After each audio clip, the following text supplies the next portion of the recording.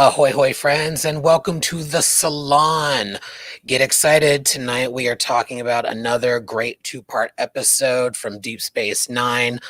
Before we do, I want to say happy Juneteenth to all who celebrate, which should be all of us.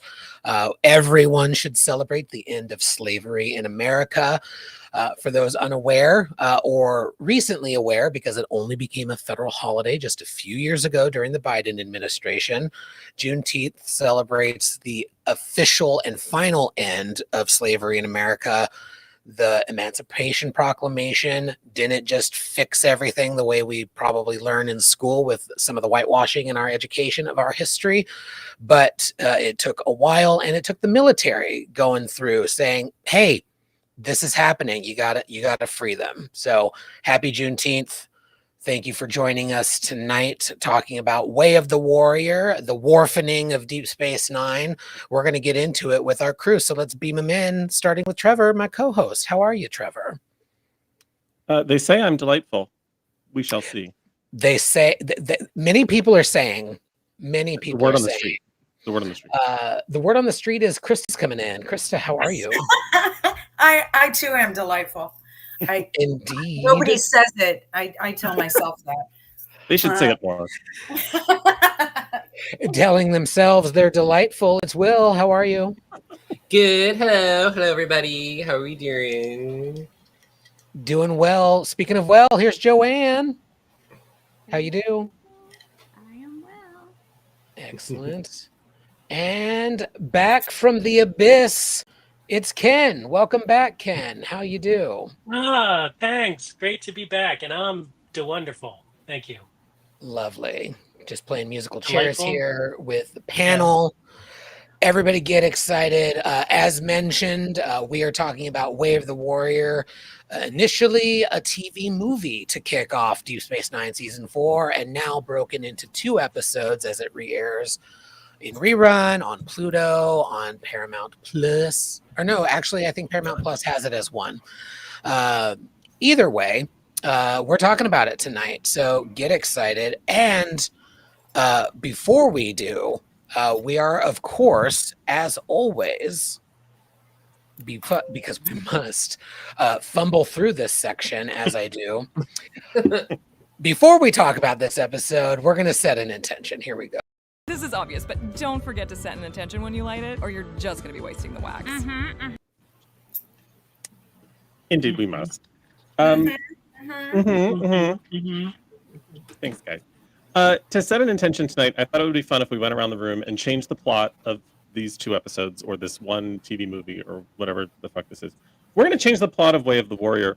And instead of tension with the Klingons bringing Worf to Deep Space Nine, I want to know why you think Worf shows up to Deep Space Nine. He still stays, everything still plays out, maybe not tensions with the Klingons, because we're changing that. But why is Worf here? As always, I'll kick us off with a very simple explanation. Dad lessons. Worf has decided to learn from the best. He's going to come and observe Ben Sisko. I don't know if that means becoming strategic operations officer or just a lieutenant commander in charge of DS9's primary care. I don't know. Maybe he's like a teacher's aide to Keiko. But yeah, he's just there for dad lessons. I would like to hear the rest of your answers. Ken, my dear, it has been far too long. What is your response to this week's intention setter? Well, I could say something like season 6 and 7 and Generations of the Next Generation were really terrible, so we decided to jump ship to another show. But I'm not going to do that. I'm going to say instead that after the Enterprise crashes, he decides it's time to give up starships and go deep, go very deep, go deep to Deep Space Nine. Problematic gay alert.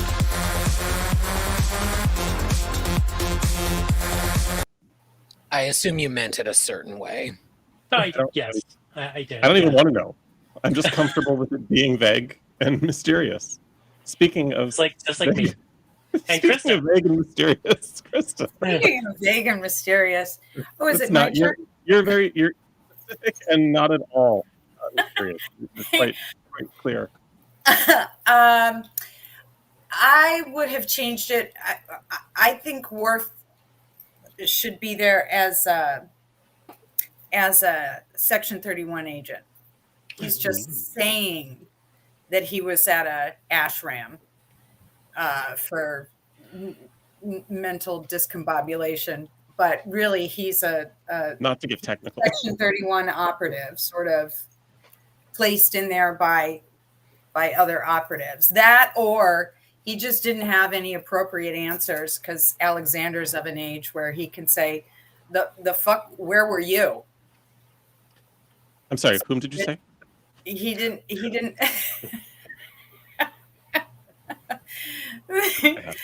So he just said, take this picture and put it on your nightstand. Stan put it in my contract that whenever someone mentions Alexander, I have to say, I'm sorry. Who? I love it. Will, what do you and Walter have to say? Walter doesn't care. I always thought it would just be funny if he was like, I got transferred here. Like, he was just like, I don't want to be here. Like, I got transferred here. Like he pissed off Picard, and Picard's like, go hang out with this guy. Like, thank you, Walter. Oh my God. Because an unobstructed view of my face would be too much for tonight's episode. So that, or I would have him there for like to like he became a teacher or something. Like, I just think it'd be funnier if he just got, like, considering what happened in Picard season 3, where he won't mention what happened to the Enterprise E after he became the captain. Like, it would be funny if he just pissed off Picard. Picard sent him away, which is like, go away. Or like, he was there to oversee the retrofit of DS9. Like, they need to be able to have torpedoes that never hit anything. So they hired Worf to do it as a private contractor or something. I like it. He's been grounded. Joanne. I think he went because his feelings for Troy were still unresolved, and he just couldn't deal with all of it, given his friendship with Riker, and the ship crashed. And this was when she was driving, and it was just too much. Yeah. So the ship crashed, and so did the future of their love. Yeah. Stan, bring us home. Why is Worf here? He heard that they had 5,000 photon torpedoes and said, not on my watch.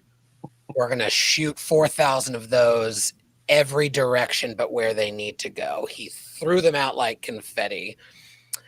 Or maybe in this what if scenario, the Klingons, maybe they weren't right about Cardassia, but they were right about holding up at the edge of the wormhole, just ready for the Dominion, and Worf was there to be the Klingon liaison. It's that or torpedoes. So I like the torpedoes, but shoot like those torpedoes. Love them all. Love them all. Love all of these ideas. The intentions are set. Excellent intention setter as always. And that brings us to our level 2 diagnostic. We got to get into this episode.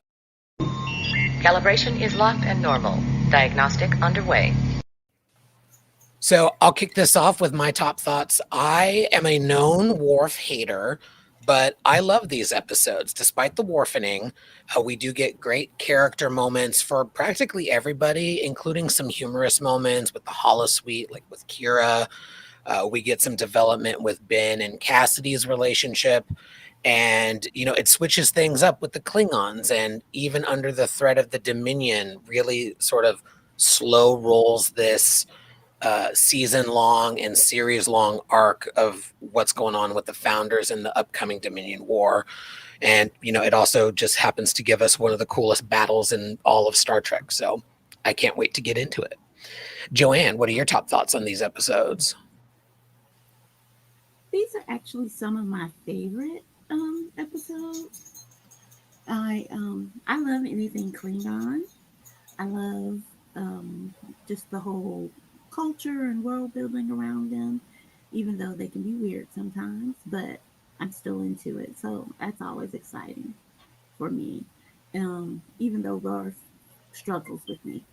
I also like the dynamic between kind of Worf and Cisco too. So that was exciting as well. So these are top of my list for sure.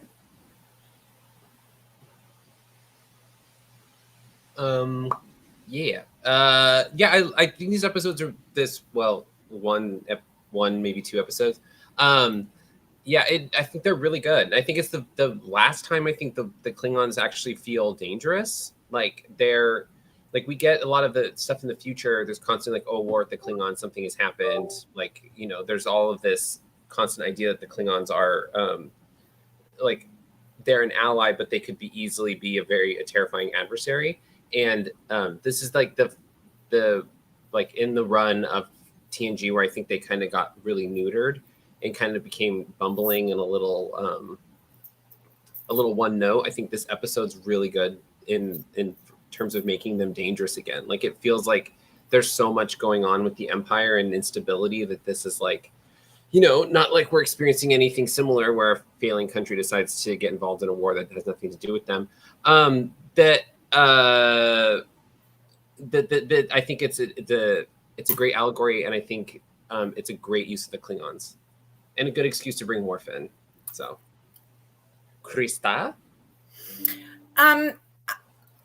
I think there was a different way that we could have brought Worf in, so I'm not entirely thrilled with that. But what I noticed was that each way of the warrior, each person approached the situation culturally authentic.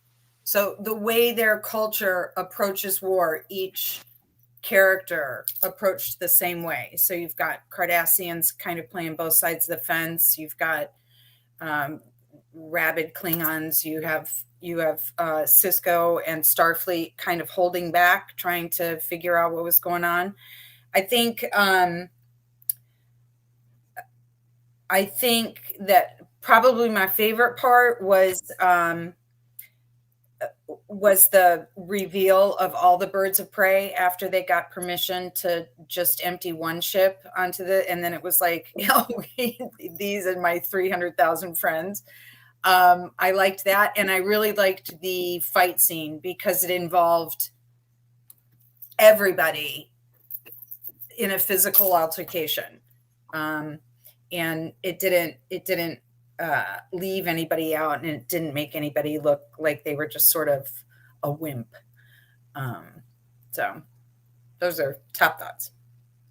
Also, I can't get the second episode on Paramount for some reason. They removed it. We go right to The Visitor. Also a very good episode, but it's because it's both in one. That one episode is yeah. I just watched it on the Paramount Plus. Okay, we can talk about it later. Oh, yeah. All right then. So I have to say that it's interesting to see how these shows made significant changes going into the fourth season, right? So they decided somehow that something wasn't working entirely right, so we're going to bring in Worf. Similar to they decided something wasn't working entirely right, so we're going to bring in the Borg for Voyager.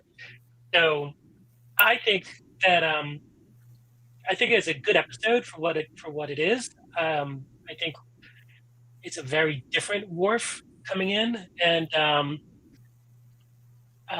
you know, I thought it had lots of strengths, the kinds of things that Chris described, that you saw each one of those sort of races handling war in a different way. The Bazurans, Starfleet, not the Starfleet's race, and Cardassians, and the Klingons, and it was nice to see Gowron come back. You know, the introduction of Martok was really cool. So I think that all of that was done really, really well. But was it really necessary to do this kind of a shift to the Klingons and to bring in Worf? And I wonder if the main cast of Deep Space Nine and even the writers felt like they were being forced into something and they had to derail it. Their Dominion storyline to sort of fit the Klingons in and fit Michael Dorn in. That always kind of annoyed me a little bit. That's my top thoughts. I am going against Brand and saying that I love this two-parter. Ooh. Controversial yet brave. Controversial yet brave. I absolutely love this, what I consider to be the second pilot of DS9. It completely resets the story, but it fills us in on characters that we need to be filled in on, but we don't need to get a backstory on everyone because we've just watched them for 3 years. I think the only thing that bugs me when it comes to restacking the deck is that through the story they just kind of mention that Jedzia is a lieutenant commander. It would have been nice to actually like maybe see the promotion ceremony or have someone acknowledge that she was promoted from lieutenant to lieutenant commander. But yeah, I love everything about this, including I kind of wish that this episode or these episodes, depending on what platform you watch them or can't watch them, I kind of wish that there had been a theatrical release of some sort, or would be in the future, because I would love to watch this on a giant screen, even in the not so great super high def of today. Like, I don't care, I'll watch it clunky, it's fine. The battles are great. The siege on the station is fantastic. Our girl Kira taking a knife to what would be her human kidneys. I don't know what they are for Bajorans, but taking a knife to the side and just like yanking it out and punching a bitch like that. Like, she's just, we already know she's a badass, but it was fun to watch it play out. And yeah, so love everything about it. Can't wait to talk about it. And let's do it. Top thoughts, top and everything. Segues. Let's talk about the beginning of this episode. The cold open kicks things off from season 3. We get a lot of intrigue about the founders. We had the search that we talked about previously. Everybody's concerned, and this opens up with what we find out is just a drill, thankfully, trying to get ready for the changelings. And then suddenly Klingons show up, decloak that massive fleet like Krista mentioned, and they're there to fight alongside the Federation against the Dominion. And then something's amiss. What are our thoughts on the beginning of this episode and the Klingon ruse of just being ready for the founders?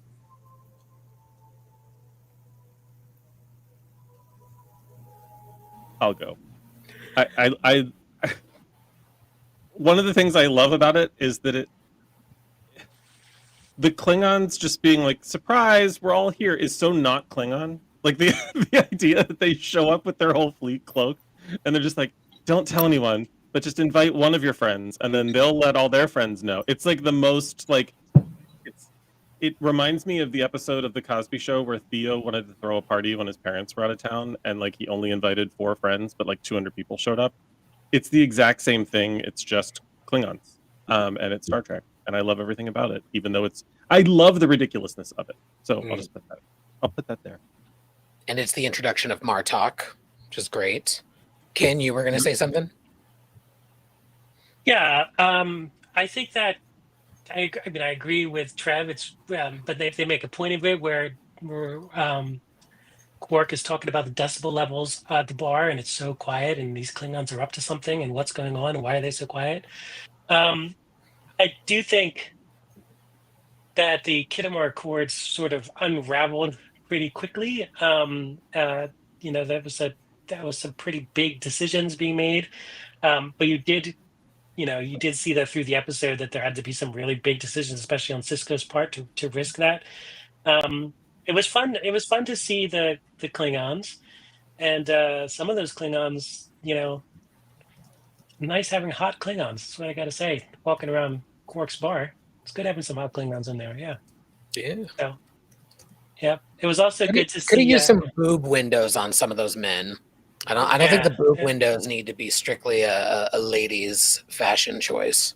That's true. And it was also cool at the top to see how Worf just started dealing with them, although that was a little later, but also seeing how just, Klingons on the station and how people started getting tense, even though they're supposed to be allies, and that's always been interesting. They always played that up on TNG too, to some extent. It's like, they are Klingons, and even though they're our allies, we still are nervous about it. And so they took that to the nth degree here in this episode. And they also because they're black. Because they're black. Not because they're black. That Nepo baby son. Juneteenth. Yeah. Not Ken on Juneteenth arguing with a black woman. I disagree. It's not all Klingons are black or white or brown or green or purple. Ken, you don't want this smoke today.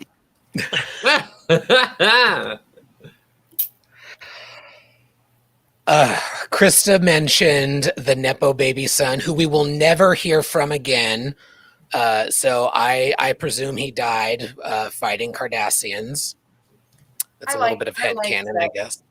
I like that Worf kind of spanked him, put him in a timeout. I also like Odo as a mid-century modern chaise lounge. I think that's in the beginning when it's always, some Ains mid-century modern thing. And here's the thing. He can hide anywhere, but he's like, yeah. Odo can be anywhere, but he decides to be the fainting couch. He's going to be a fainting couch. And he's describing, I can't remember who he's describing it to, Garrick, how the whole assuming a form works. And he illustrates it with the coffee cup and stuff. And for me, that whole scene was, like, to me, I thought it was a tell to understand that the Klingons are not behaving like Klingons behave. Like there's something wrong with the way, like it was a tell, but nobody kind of recognized it. I thought maybe I'm watching a different show. I don't know what's happening here, but they're not behaving. And the Dominion or the changelings, they can assume a form, but they can't assume a person. So like they can look like anybody, but they can't be that person. You know what I mean? So yeah. I was like, to me, that was a tell, but this just reinforced non sequitur. Happy Juneteenth. This just reinforced for me that there needs to be a Star Trek furniture line, and the fainting couch mid-century modern chaise needs to be called the Odo. Yes, the Odo, like a derivative of the like the Christy Turlington or the Cindy Crawford line over at Rooms R Us. Yeah. It can be Naugahyde instead of real leather.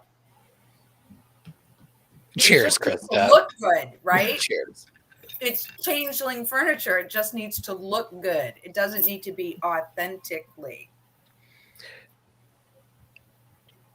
And after a day, it just melts into a bucket. That's how you clean it. Yeah.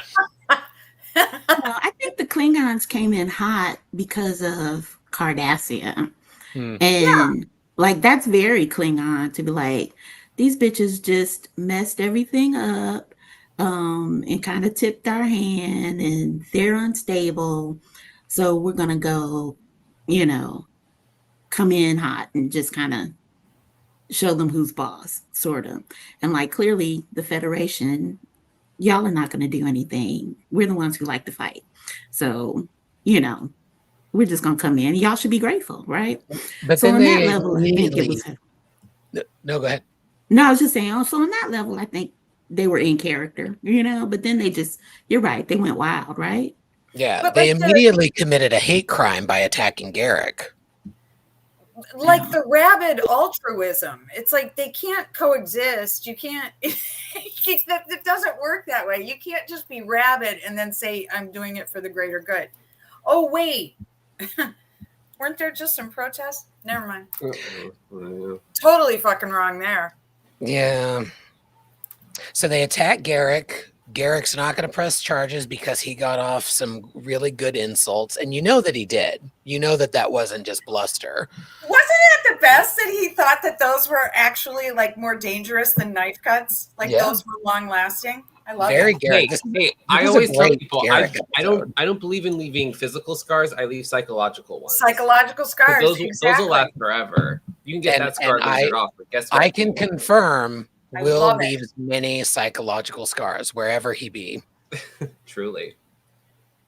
But I like the nod towards what eventually develops, where we're starting to get a little bit like maybe they recognize me. You're starting to get a little backstory of eventually what Garrick's arc becomes, where it's kind of laughable. He says, oh, well, I learn a lot of things when I'm sewing a hem.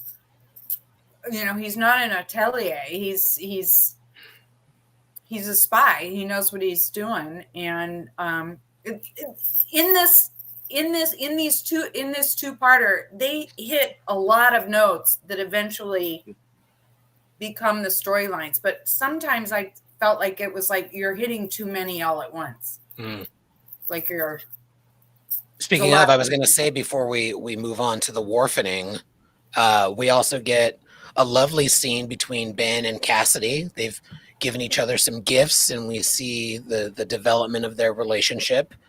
I want to open the floor for thoughts on Ben and Cassidy. I think they're lovely, and that Tholian silk looked really cute. I just feel bad that I made like an aw expression knowing how much Joanne wants to rip Cassidy apart and toss her out an airlock. We all know how Joanne feels. Yeah, I was into it. Was she on this episode? I didn't see her. Penny. Just hate it. Hate seeing somebody up on the screen living the life I could be living. I don't know her. Krista. I don't know her. I'm sorry. I kind of like that they're leaning into the more public display of we're sort of forming a relationship here. It's a nice change from the really sort of dysfunctional repression that was all over TNG. Mm-hmm. Now it's acceptable, and it's even encouraged for people to get along. Again, the thing that makes the show different, it's about the people. Was Penny Johnson also on the Cosby Show? I don't think so. At some time? Maybe at a guest spot. Or maybe it's possible. I will check. She wasn't. Yeah. She played a girlfriend of someone, didn't she? Maybe. Checking. I have a question though. I have a question about this though. If it wasn't Cassidy's ship, would Cisco have fired on the Klingons? Yes. Did Cisco throw away the Kittimer Accords because he was in love with this woman and he acted a bit irrationally? I don't know that I agree with the statement that Cisco threw away the Kittimer Accords. Yeah, there's a lot to unpack there, Ken. Yeah. I was tune in next week when we unpack the Kittimer Accord. I didn't say well actually. I did. Yeah, you did. That's right. And that was after your first. Well, actually, it was just the both was just the one episode. Update to a question asked live on air. Penny Johnson Gerald played Nurse in the episode The Visit on The Cosby Show in 1988. Thank you. Well played, All right. Yes, well played. Oldest person in the fucking room. Well played. But to Ken's question, I would say no. I don't. I think Cisco would have done the right thing, regardless of whose ship it was. Any ship that had just left Deep Space Nine and called back to the station and had a distress call sent out, I think now maybe he would not have personally commanded the Defiant, but I think whoever was in command of the Defiant at the time would have fired off a warning shot for sure. The violation was clear. They were violating Bajoran law. Yeah. Kira probably would have fired directly. Kira would have absolutely fired. Like I told you, she would have gone out there and pressed the button herself. Yeah. She would have been out there, pushed that. She would have carried it in her pocketbook. Kira don't miss. Spacesuit. No. I think there's an emotional escalation, but I think there would have been I think there's an urgency from Cisco regarding his relationship with Cassidy, but I think the violation was clear. I think it's pretty cut and dry that he did it. I think there was more at stake because of who's there, but I think even if that was just another random shuttle, I think he would have done the same. Also, I will say I love the "everyone is fine" line from Cassidy when he's like, "Is everyone okay?" And she's like, "Yeah, I know what you're asking me." And yes, everyone is fine. It's just kind of cute. Even though we're going to throw her out an airlock later, Joanne, I promise. I still think it's a cute interaction. Yes. Well, you knew we were going to get here eventually. There's a problem with Klingons, and as Curzon once said, the best way to deal with Klingons is with a Klingon. And now for the Worfining. Worf on Deep Space Nine. He does have a fun introduction with the crew. I love the way that he meets Kira. I love her aversion to the holosuite. It is so funny. It's a good through line in a couple of other episodes as well. But you know, Worf comes in. He learns the truth about what the Cardassians are going to be doing. Sisko ends up making him be the one to let Garrick know what's going on, so Garrick can let the Cardassians know. There's a lot to unpack. So, thoughts on the Worfining of Deep Space Nine? Will, kick us off. Yeah, I think he's an interesting fit in the show as a tie to TNG. I know we still have like O'Brien, but I don't know. I don't know if the show needed him. You know, I just don't think it needed him. I think they could have maybe developed a new character, or like, I don't know if the show needed Worf. I just don't know if it did. It's so strange because this is such a big cast, just generally speaking, that like, did we need to have hit the storyline with him and Jadzia? Like, I think it. While any chance to have more Jadzia, I'm down for. But like, I don't know. He's an interesting addition, but I never felt like he always felt like a fish out of water to me in the show. Not a fish out of water. He felt misplaced. It was like, why is this person here? Like, it was just like a little bit of a dissonance when he's included in things. And then it makes like the movies awkward where they're like, oh, and then Worf suddenly, if he's like fucking Palpatine, it's like, and then suddenly Worf is back for some reason. And you're like, okay. No effort into explaining why, which like they very easily could. Like Nemesis was easy because of the wedding, but like, well, even his first contact too. The one that was awkward was Insurrection, where he's like in the hall and he's like, I came by to stop. I was like, girl, don't you have something else to do? Fuck, like there's a whole war happening. It's just, I don't know. They could have made him an escort for that delegation because it's close to Deep Space Nine. I don't know. Yeah, they could have been from the Gamma Quadrant. Who knows? But like, I don't know. Yeah, so it's. He never felt like he was completely present. I think they did some nice stuff with him in the show. I think he definitely became less of like this weird honor zombie that he kind of was in TNG. But like, I don't know. I just don't think we needed him in DS9. Sorry, Michael Dorn, you're lovely, but I don't know if he was necessary. I didn't mind him being there as much as I minded the decision to put him, which first of all, his job being in the command division, like not to be like, that doesn't make sense to me, but it doesn't make sense to me. Like just bring him in as like he was clearly, I mean, to Stan's point, he doesn't know how to hit anything with a torpedo, but he was clearly firing all of the torpedoes. Like just make him Deep Space Nine's tactical officer. And that would make all of his conflicts with Odo make much more sense, because instead of like, hey dude, that's not your job, suddenly it kind of is and kind of isn't, and they're constantly tripping over each other, which actually would have, instead of giving us one episode of them being at odds, would have given us 3 to 4 seasons of them being at odds, or 3 seasons. No, 4. I can count, I swear. So I just feel like that would have been more interesting. Also, again, the job being a command division job doesn't make sense, and also making up a title doesn't make sense. Like, we've never heard of any sector's strategic operations officer. It doesn't mean that we have to have heard of everything before that's ever existed, but like, it made it feel more like they were just plugging him in for the sake of plugging him in, when they could have had a more organic position for him. Also, in my opinion, this is the beginning of the weakening of Kira as a commander. Mm-hmm. Because I get it, they do a nice little job of, there's a line, I think, in a couple of episodes where Worf clearly states that he is the first officer of the Defiant, but that Kira is in command of the station in Sisko's absence, but they don't show us that enough.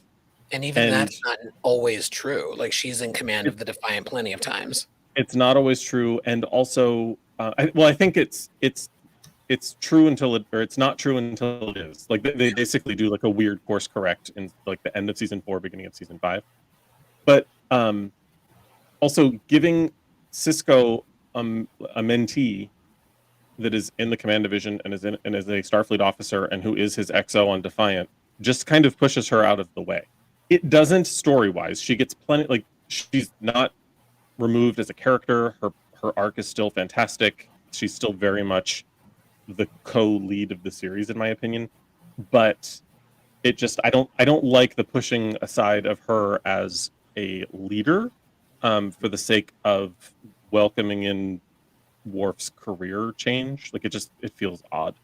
But I actually enjoy the character more on DS9 than I ever did in Next Gen, and I like the things that they soften, and I like the things that they make better. I was going to say that, like the things that they firm up, and that just sounds all kinds of wrong.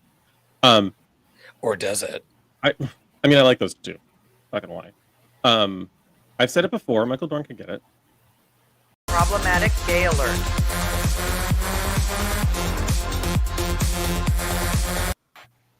It's problematic because it's true. But yeah, anyway, that's all I got on Worf. Will, you look like you're gesturing that you have something to say, or maybe you're. Yeah, no, I think I never thought about it. This is like the moment that Kira kind of weakens as a commander, but it's true. I never thought about that because after this, she kind of gets like she's a little too soft, and like she's not as like in a position of command anymore. She kind of gets replaced. I didn't think about that, but that's true. But they started Rocky, Cisco, and Kira. She was constantly kind of, confronting him when he first arrived. She went over his head a couple of times. He didn't like that. So I don't know. Yeah, they kind of got to a good dynamic. But I think it was mostly because he was the emissary and she was a person of faith. And I think they were trying to set up kind of Worf almost kind of as the, I don't know if it's quite the anti-Cisco, but, where he did. And he said that to him. He understood kind of Worf's where he was and wanting to leave and wondering if the uniform didn't fit.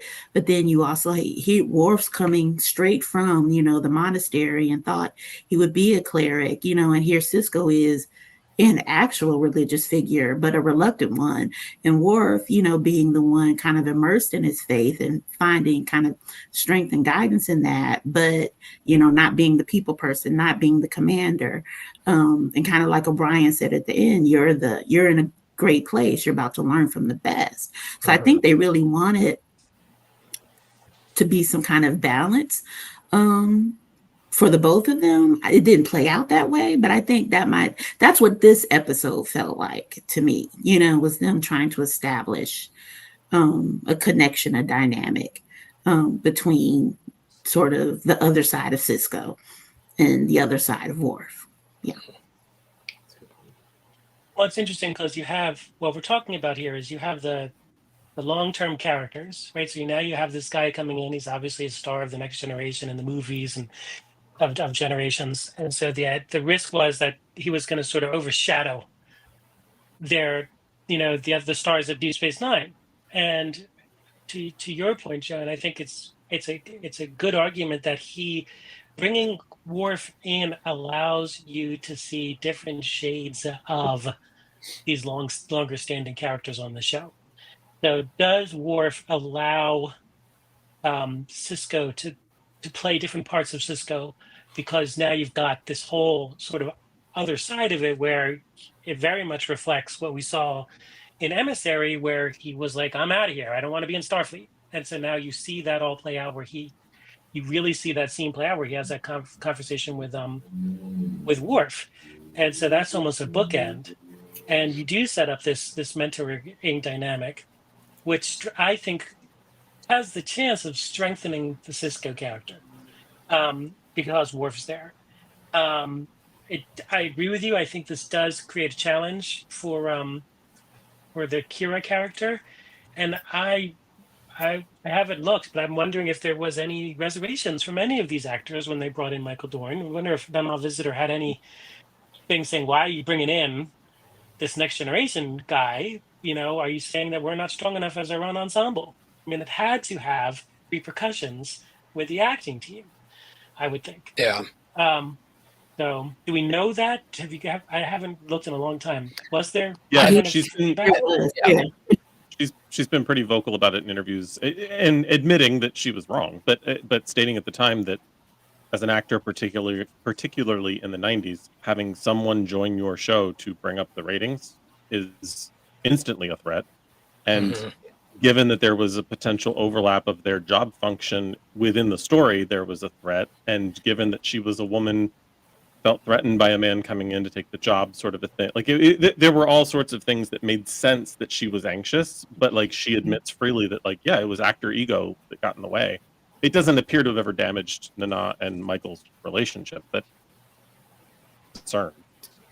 No, and also, you think about the word the Starship Enterprise is mentioned 3 or 4 times in this one episode, and is that an attempt to try to pull up the Star Trek fans, right? The hardcore Star Trek people, and it was nice to see this strong dynamic between O'Brien and Worf. It was fun to see the scene with the dartboard and all that, and to sort of see how O'Brien is sort of bringing Worf in, and that was a nice callback to TNG. That there was the risk that that the Worf character was going to overwhelm where they were trying to go.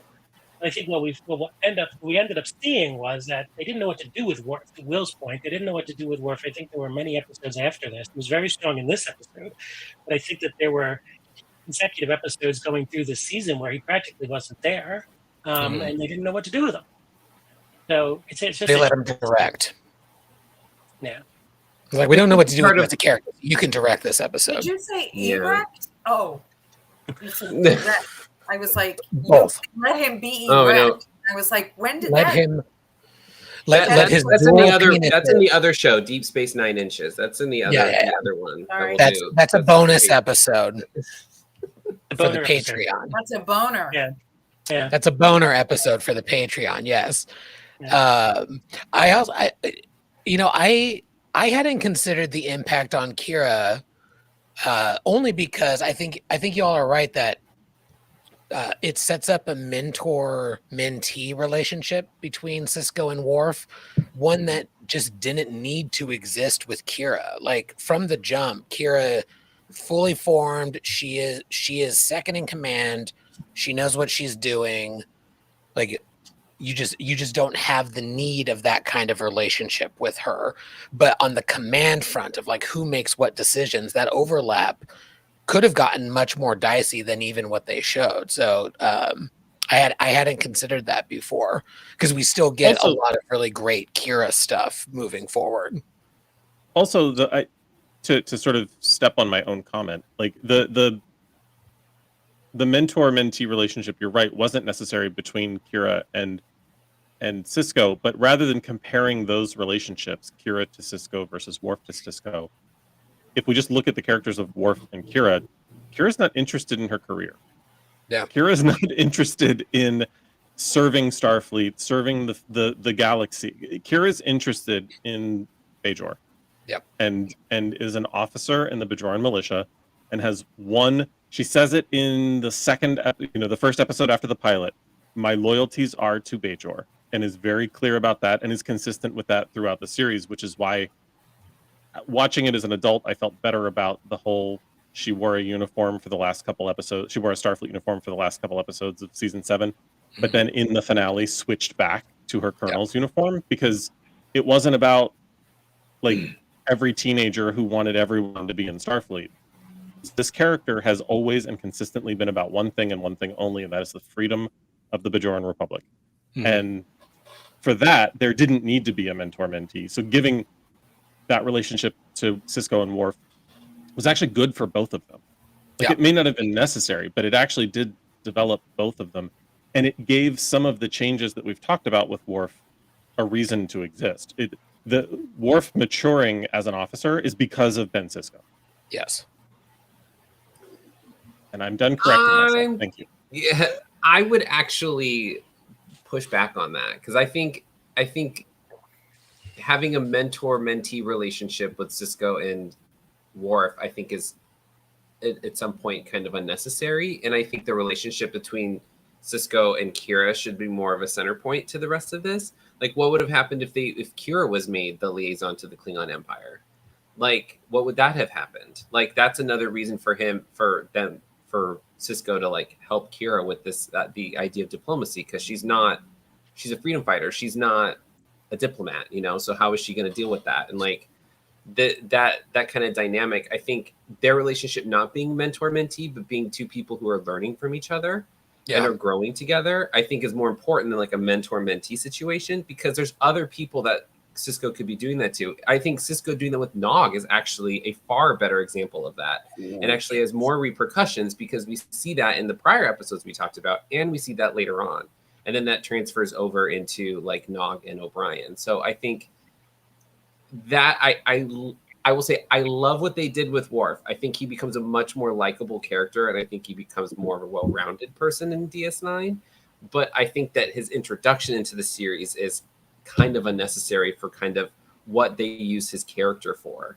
And I think it basically becomes a vehicle for Jadzia to have a storyline, which is frustrating, because she could have had her own storyline based on anything else. And the episodes we had that were singularly about her before the introduction of Worf, I think are stronger episodes. And then once they introduce him, she does really kind of become just a vehicle for him, unfortunately. So I don't think it's really to like, and you know, like the introduction of another character then happens in, you know, this happens in Voyager when 7 of 9 is brought on. It's a way to bolster ratings, bring this kind of sexy character in, and that created a lot of tension. And Kate Mulgrew talks about it. It, you know, has always talked about it regularly. But I don't know. I think that mentor-mentee relationship, I think, is nice, that comes out of the introduction of the character. I just think it wasn't necessary for the series at the time. I agree. Let's get rid of Worf. You've convinced me. Let's get rid of Worf. Although you make a really good point about Kira being a liaison to the Klingons, like that route. Something I've always thought, like, so The Visitor She's a warrior. Is just this quintessential episode that everybody talks about. Tony Todd gave an incredible performance. The yeah, the warrior. Did I say The Warrior? Yeah. Oh, I meant The Visitor. Sorry. Tony Todd gives an excellent performance. Rock gives an excellent performance.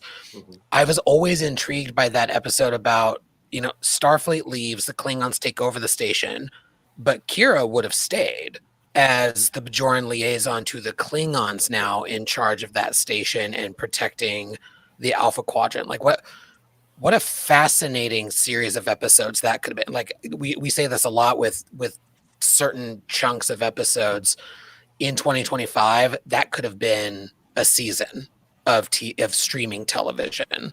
Like, Starfleet pulls out, just like they leave and let the Dominion take over for a minute in a couple of seasons.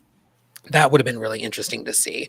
I agree with you, Will. Worf is not necessary. Never is, never will be. She's a logical choice. She's a logical choice as someone who is a warrior herself. I think at some level, I think she would identify with the Klingons in that regard, or they would respect her for being a warrior. And I would place money on Kira kicking any Klingon's ass any day of the week. I needed a scene where she like puts Worf in as like a submission pose, and he's just like, fuck. Like he tries to like, literally, you know, yeah, well, but yeah, he tries to like, you know, win a fight and try to be honorable, and she's like, you can't, and she like fights dirty and kicks his ass. Like, give me that moment. There's another what if scenario of what if Kira and Worf ended up together and not the others. Better taste than that. Well, yeah. Well, actually, I mean, to Krista's chagrin, mentioned many times, she goes for the softest of men. That's true. She does. Well, they had established, to Will's point, they established early on that Jadzia had ties to the Klingons.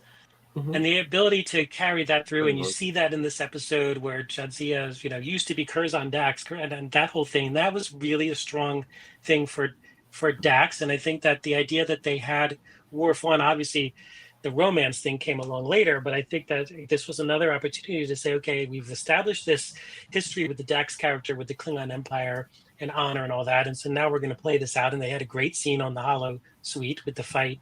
I thought that was fantastic for Dax's character. And along the lines of this mentoring of Cisco, I'm going to jump to the film First Contact for a second, because a line at First Contact which drives me nuts every single time is when Worf says to Picard, "If you were any other man, I would kill you where you stand." And I think you wouldn't kill Cisco. No. You know, that always drives me nuts. And so the question that, not Well, for Worf now, just says shit. Like, yeah, that's true. But do we see, and again, this may not be for this conversation, but do we see the DS9 changes in the Worf character in the TNG movies?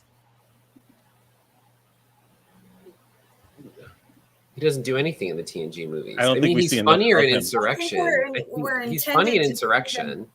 We're intended to see them in the Picard series. Right.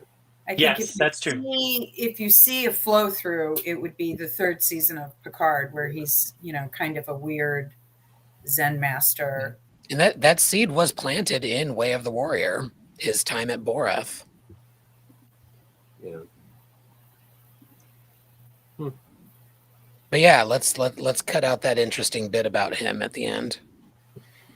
Just kidding. We're going to talk about Picard season 3 when some more time has passed, so that my bitchiness doesn't catch the internet on fire too much. I'm getting bitchier and bitchier as time passes. Once you get past those first 4 episodes, like, what? Wait, Yeah. who? Why? Yeah. I'll admit I tried to watch it again, and I was like, oh, once I got past that, I was like, oh, they should have just ended it here. Yeah. I don't need the rest of this. Return to the formula and nostalgia berries.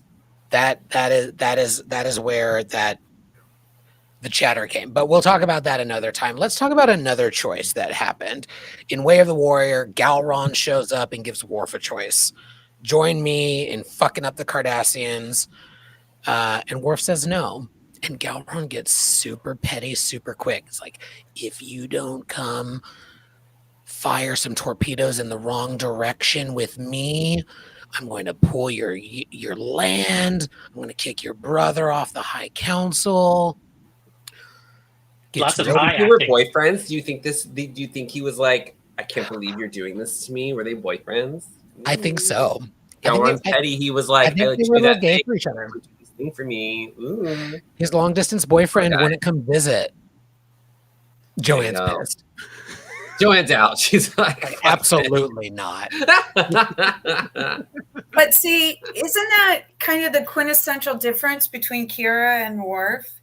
Is that Worf can still be manipulated based on the insecurity of his identity.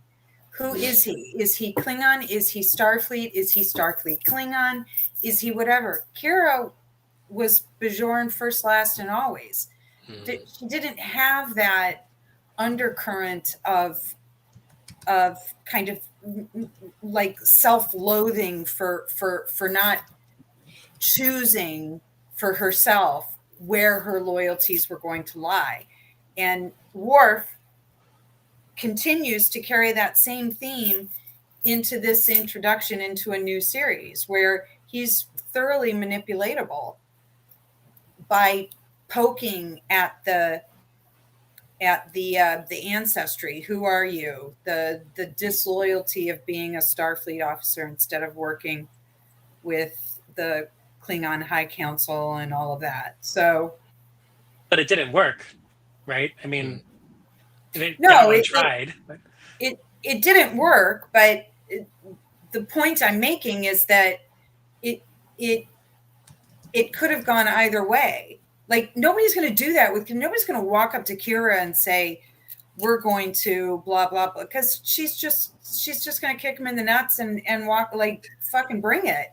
Right? She's going to say, bring your game. Worf just sort of stood there like, okay, well, now I need to deeply think about this. You don't need to deeply think about this. If your loyalty is purchasable through threats of violence or threats of having something revoked, then it's not really loyalty. Garon was showing no more loyalty than he was expecting from Worf, is kind of my point. And I think what he learns from Cisco over the years and what he learns from from Dax and from Kira and from Odo is that they all had to make choices that were contrary to what their culture necessarily would have wanted them to make, but they made them because they were, for them, the right choice to make. And I think he learns through the rest of the series that sometimes you make decisions that are best for you, and you don't take into consideration that other shit.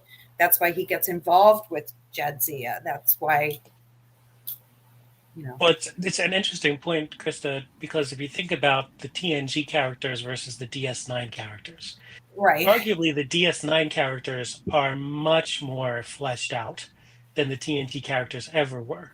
Yeah. And here you have a TNG character coming on into these, after only 3 seasons, very fleshed out, deep characters.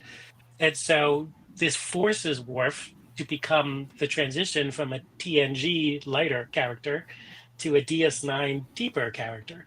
And it's interesting to see that transition, because I always thought that the Deep Space Nine characters were the most developed out of the gate, right? I mean, Emissary was arguably the best pilot, which we've talked about in the past, and these characters were incredibly complex right from the beginning, unlike the TNG characters, which took years. Remember, it didn't take until the 3rd season of TNG when we started thinking these characters were any good, right? The first 2 seasons of TNG were like, for the most part, but we were pretty invested in Deep Space Nine pretty quickly. Great from the jump. I don't know what you're talking about.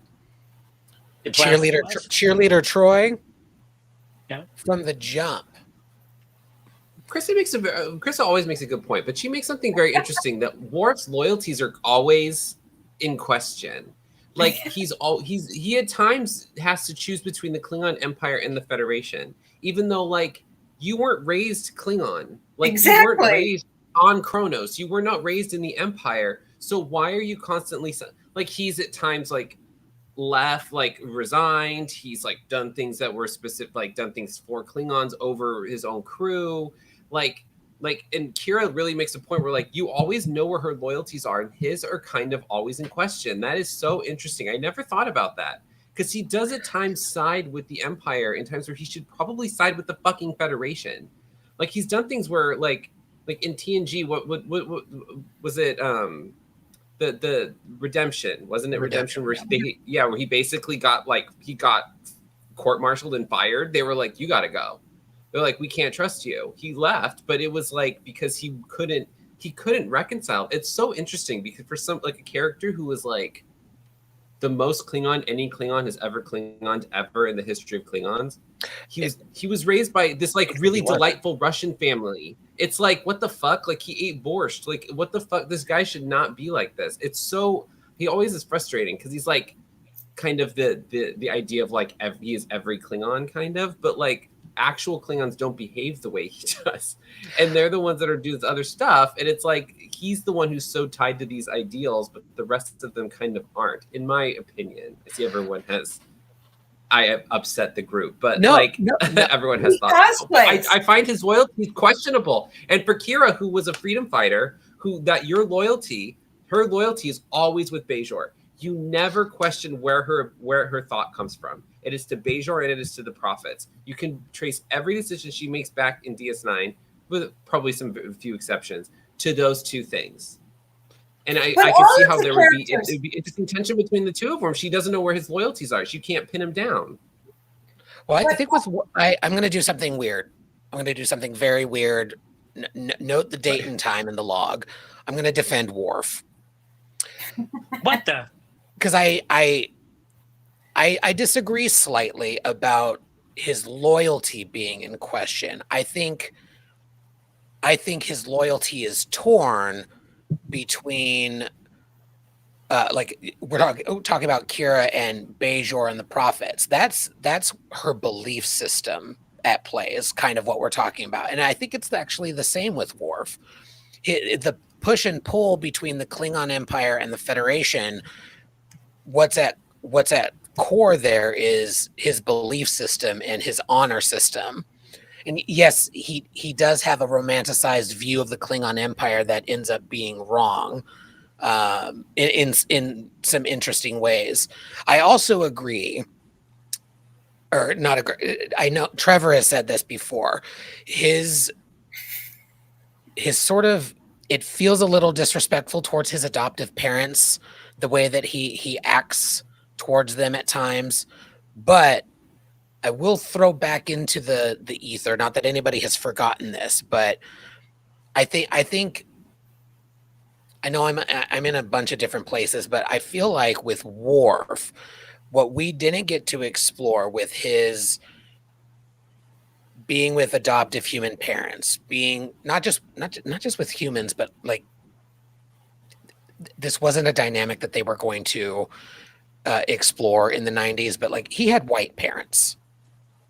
He also had human parents. And then there's the Klingon Empire that he's trying to be connected to. And so I don't think it's his loyalty that's in question. I think it's what is the honorable choice in this situation, and being pulled between multiple cultures. You know, Kira hasn't faced that. So I just, the comparison I don't think works for me. Not that anybody's wrong. There are interesting points being brought up, but I feel like Worf deserves just a little bit of defense in that regard, because he's being pulled by cultures, and he's unsure of what the honorable thing to do in a moment is. But then he gets over it quickly. Like, I mean, I'm remembering this episode. He fights with his petty long distance boyfriend. He's like, no, you don't have any proof of this. We shouldn't be doing this with the Cardassians. Like, you're going to take all of my stuff in the breakup. So be it. He made the honorable choice. I'm going to push on this again, because he's at times when he has seen what the Klingon Empire is doing is the right thing, he has sided with them. Despite him being a Starfleet officer, he did that in Redemption. He sided with the Empire. He decided that's where he needed to be, instead of going, I need to be a part of whatever. He sided with them after the Federation is like, we can't get involved, when he wanted Picard to get involved in it. So he left. And the only reason that he didn't side with the Klingons here is because what they were doing he felt what they were doing was wrong. So if he felt that they were doing something right, he would have been like, I am going to side with, instead of saying there's an odds here, because what Picard did in Redemption was right. He did that at the best interest of the Federation and Starfleet, and go, we're not getting involved. This is an internal Klingon matter. We're not getting involved in their civil war. And Worf's like, well, fuck you, I'm leaving. So like I'm pushing on that, because the two instances where he has been tried, it has normally been with what he views as correct, regardless of his own loyalty, regardless of like where he stands. So like the only reason that he stayed with Starfleet in this instance, in the Federation, is because what the Klingons doing was objectively wrong, and he disagreed with Gowron. But when he has agreed with the Klingons and disagreed with the Federation, he sides with the Klingons. So I don't think his loyalties are really ever true. I think it depends on how he feels about the situation, and that's a little iffy, and it kind of a weird point in his character that's kind of emerged through this conversation, because I never would have thought this about him. Because he's so honorable, but it's always on his own. Loyalty is sort of predicated on a sense of identity, right? Knowing who you are. So here's a guy who's very confused, it seems to me, pretty consistently about who he is, really not through any fault of his own, but for lack of maybe feeling a community of some sort that helped him define himself, being thrown onto a space station where every single person he encounters is very clear on their own identity. So it's like,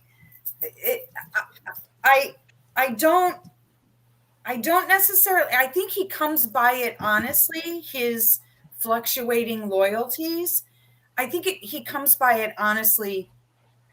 And it's not like a grift or a game for him. It's more a nod towards him not having the benefit of developing and cultivating his own identity in the same manner that all these other people were allowed to do. For example, on the holodeck, where you have Dax, kind of saying, well, Kira, you really need to use your imagination more and blah, blah, blah. And it's like, yo, maybe not the person who changes a skin suit on a regular basis is the one that should be lecturing the one who, you know, was hiding knives on her person when she was 6 and never actually experienced a childhood.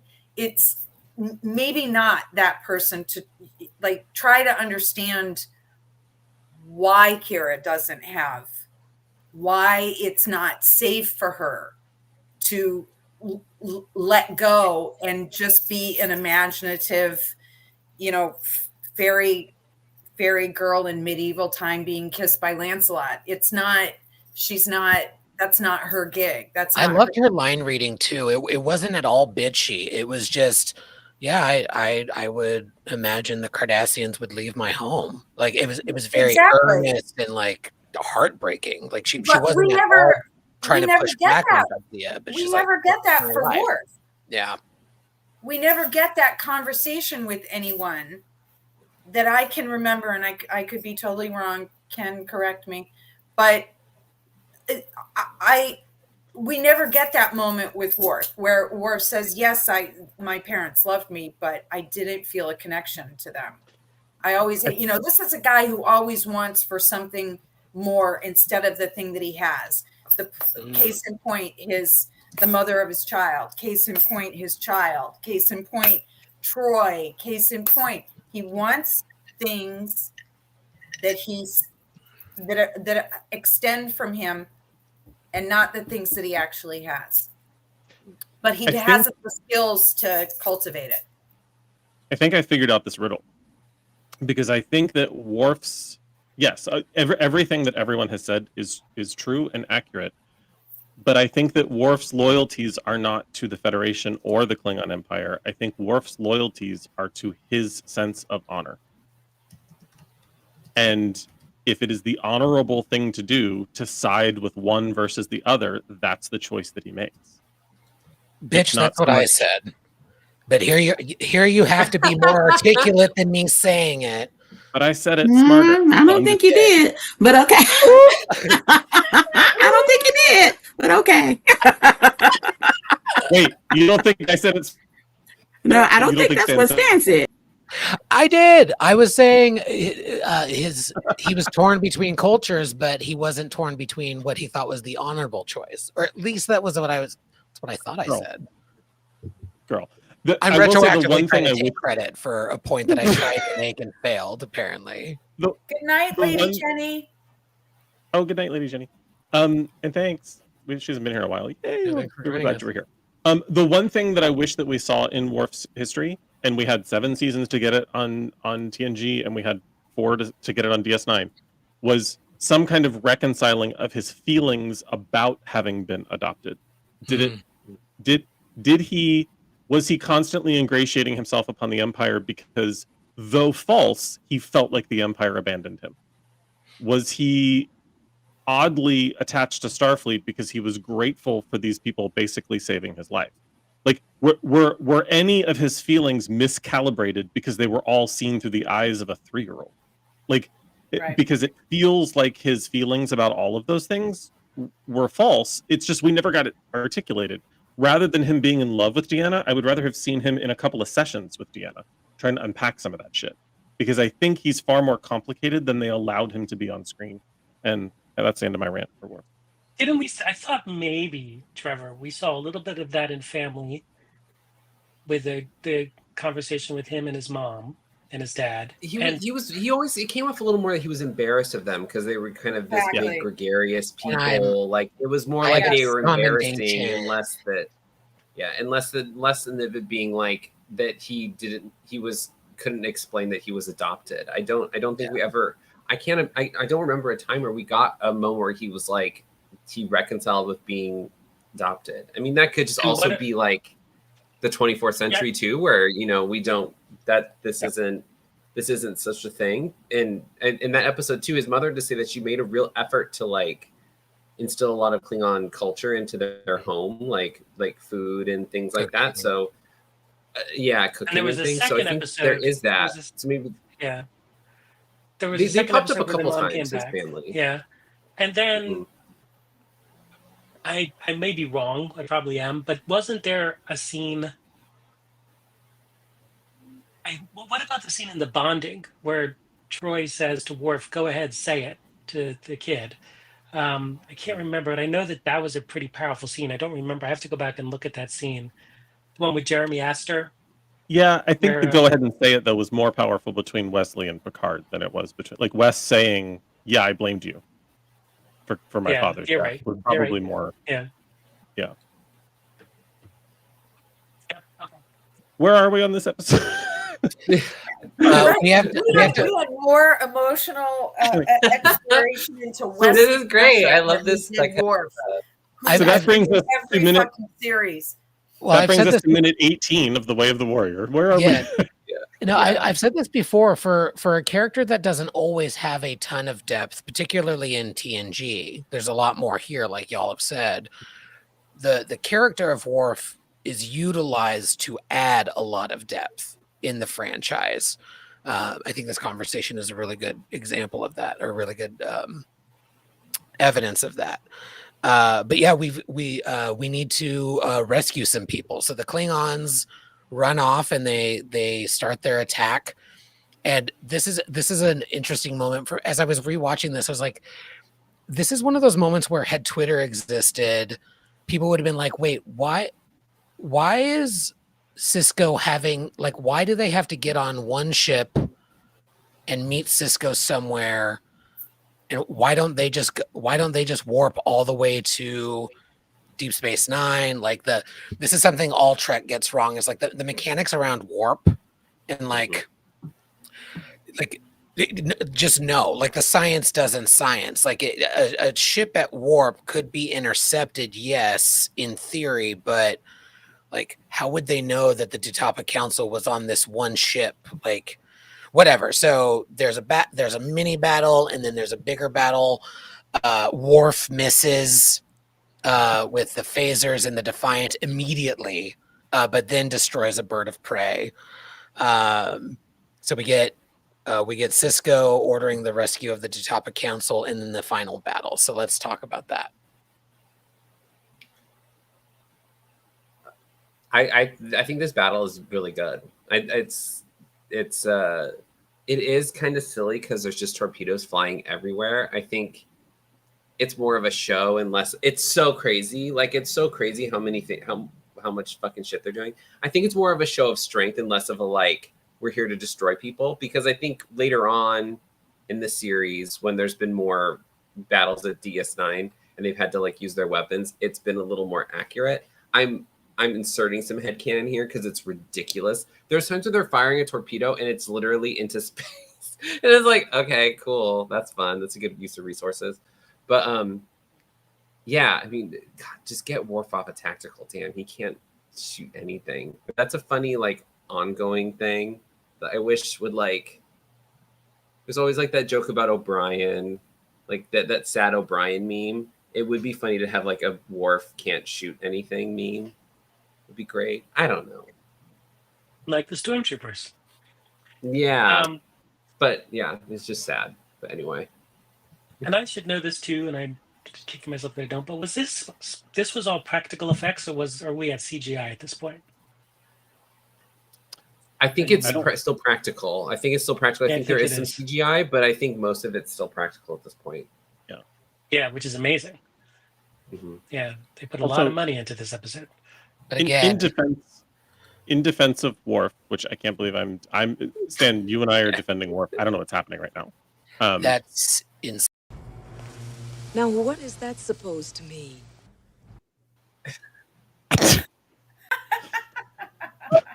But look, in defense of Worf, I believe that given the constraints with respect to like scale and what we're looking at, I believe that the torpedoes are meant to be like a form of like covering fire or a certain like we've seen it on Babylon 5. We see it a lot in Battlestar Galactica, where there's just a barrage of fire to keep a stationary, like in Battlestar Galactica, the galactic flying out of it. So in order to keep that stationary base safe, there's just a lot of bullets flying everywhere. in this it's torpedoes instead of bullets. So I don't know that they were actually aiming at anything, but I'm totally headcanoning, and I'm going to give myself a cannon alert. Yes, I will respectfully push back because those weapons are different. Battlestar Galactica, it's So are these shows. projectile. Yeah, it's projectiles meant to be like it's a design flaw. These photon torpedoes are supposed to be locked onto something, and they're supposed to be able to move independently. It's a failure of the technology at the time, because honestly, had those torpedoes been locked onto something, they should have been able to move, just like we They're see all smart. on Star They're Trek all 6, smart, it yeah. swerves, right? Like, yeah. How dare you? So many torpedoes got wasted in this episode. Oh, they'll make more.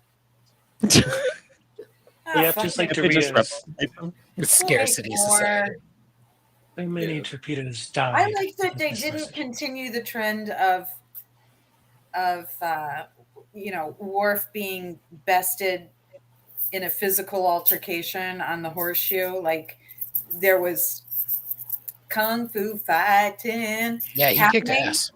and everybody kicked ass. And yeah, Kira took a knife, but everybody, like, they came to play. And Bashir, even Garrick, yeah, Dodo, I mean, Jadzia. Yeah, they all.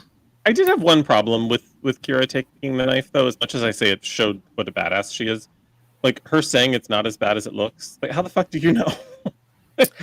What does internal bleeding feel like? I imagine Kira? she's been Since she stabbed. was 6 before. years old, she'd Yeah. been practicing cutting herself.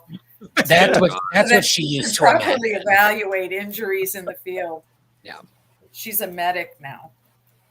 I do have to say, though, in that scene, you have that massive hand-to-hand fighting, and it could have been really easy to just get by and redshirt it and be like, all right, none of our regular characters, nothing happens to our regular characters. But they didn't do that here. They had Kira stabbed, and I thought that was actually well done from a dramatic point of view, instead of like I said, redshirted on and none of our regulars get scratched. I thought that was a well done move dramatically for this episode. I do think it would have been really cool if Odo had been hit with a Klingon disruptor and like his arm blew off and then like reformed. Yeah. As the coffee cup. He's like, damn it, wrong arm. Yeah, like he loses control of how it reforms at first. Like it reverts to the last thing that he changed into. Exactly. Like an email. He's like, oh my god, I'm half chair. Reverts to the last email. It's like you a printer queue. Yeah, with your printer stops working, it just so his arm restarts. turns into either the coffee cup or, depending on the time, a mid-century modern chaise lounge. Yeah. For Barbie. Just reverts back into a fainting couch, just hoping Kira will fall into his cushion. And now we're writing crossover fanfic with Transformers. Woo! That's not his cushion. Yeah. Problematic gay alert.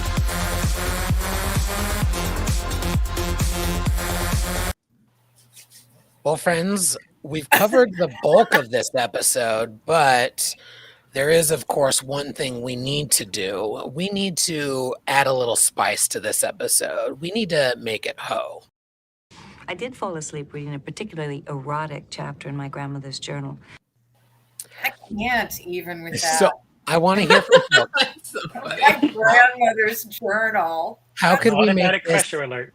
How could we make this episode sexier?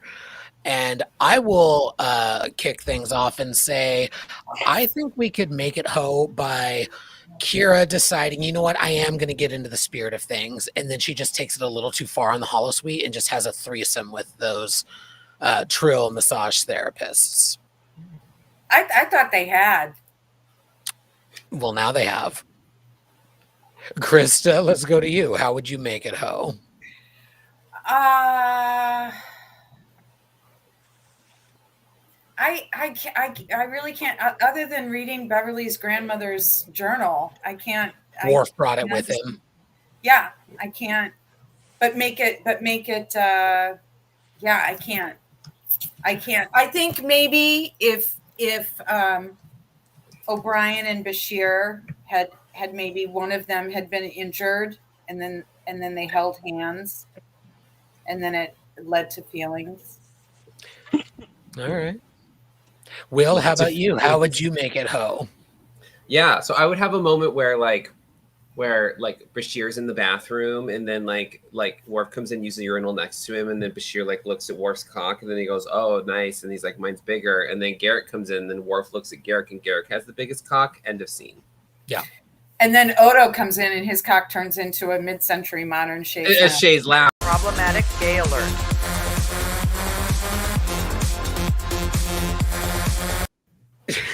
Yeah. Klingons have two. She just walks in with a chaise lounge. Just Yeah. like not A corner table. Yeah. it's Hello, lovely. gentlemen. Is this where we pee? Is this a It's penis? a love Yeah, that would be seat. it. Yeah, he forms a coffee cup at lunch, and he goes to the urinal and spits out some of his. Okay, Ken, how would you Whatever. make it Ho? Well, so in that opening sequence where Odo is saying that he can become anything at all, later he proves it unexpectedly to Kira by that he could become anything at all. And Kira's not upset about that. What does he become, Ken? Use your imagination. Dance around it. But Ray, My imagination is a cup of Jello. What do you? That's he just turns into mist. That's very Since poor season. imagination. is it Japanese maple? Could be Japanese maple. I think it It is. What? it's Don't bring horticulture into it. Damn. horticulture. Package of Hey. Ritz crackers. I mean, if that gets being- going, if that Speaking of being torn by cultural Aerosol cheese. well,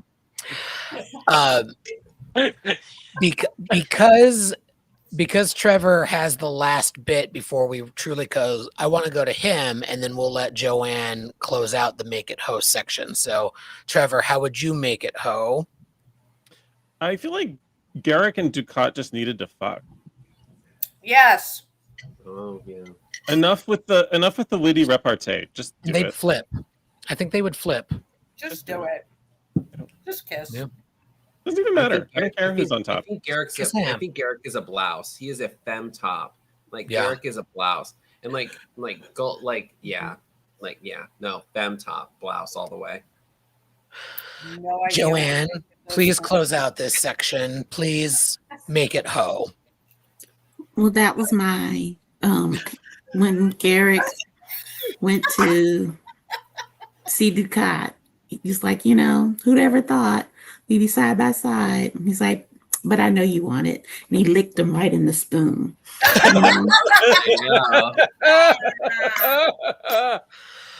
Oh, not the spoon. Oh, Licked him right in his spoon. right in it. And then Garrick puts him into plow pose, and then jerks off his kids right into his mouth. Done. Holy fuck. I don't even. Is there a book for this shit? This Oh, why podcast not will visit- never be monetized. See, Never. cheese doesn't look so bad right now, does it? It's the kids. It's fine. All right, Trevor, it is time to Don't you land have to touch this. that spoon, though? I mean, you look at it and it's like it's almost like you have to touch it. You do. Hold. I would have poked it. Yeah. I would've Big poked spoon, it. little spoon. Yeah. Is that how we go to the That bitch. phenomenon? Okay. All right.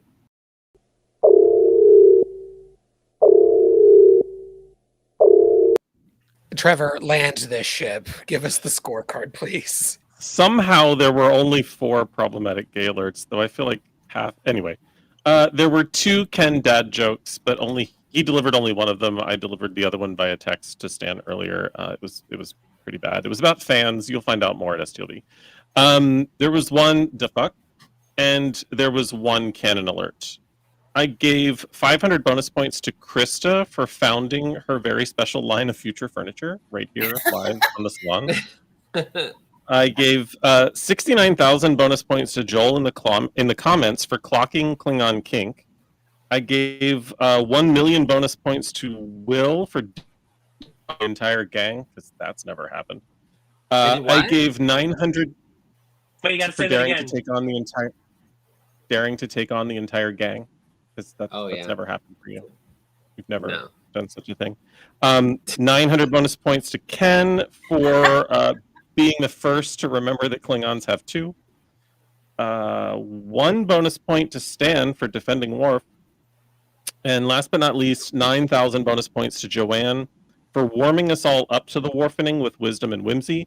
But an additional 1 million bonus points to Joanne for licking the spoon. Who doesn't want to lick You gotta the get spoon? the icing off the spoon. Who doesn't want to lick the spoon? Yeah. And thank you for not removing bonus points from me for thinking I made a point that apparently I didn't, and then you did. So kudos to the whole team. I didn't need to remove points. Joanne's read was enough. Yeah, that's Joanne's read is always enough. Y'all, that brings us to the end of tonight's episode. A lovely time as always. My thanks to our friends in the chat. For folks listening after the fact in the future, if you would like to join us on Thursday evenings at 6:30 p.m. Pacific, we are live on YouTube, or we are, of course, in all of the podcast places. We're on Twitter, we're on Bluesky. We are everywhere at Salon Trek. Please do like and subscribe. And get excited, because next week we'll be closing out our level 2 diagnostic series with our final of 2-parters that we're talking about.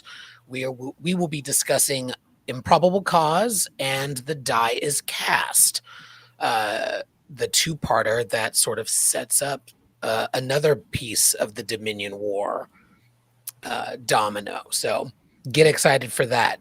More Garrick, more Odo, Anabrantane, fireworks, bombs, assassinations, perfume sets. These episodes have everything. Get excited. We'll be back next Thursday at 6:30 p.m. Pacific, live on YouTube at Salon Trek. Like and subscribe. And until then, please do live long and prosper. All hands abandon ship. Proceed to the nearest evacuation zone immediately.